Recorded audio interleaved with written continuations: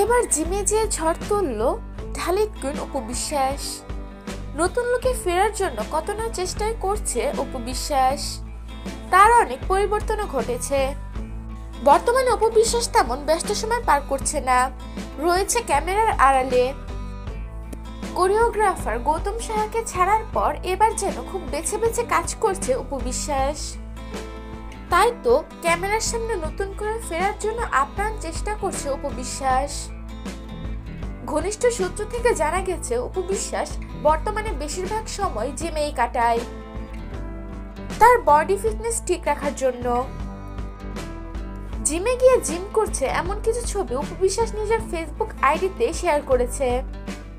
3টে ছবি শেয়ার করে তার ক্যাপশনে লিখেছে, ধৈর্য এবং নিজের উপর আস্থা অক্ষুণ্ণ রাখলে পরিশ্রমী ব্যক্তিকে সাফল্যের নিশ্চয়তার জানান দেবে।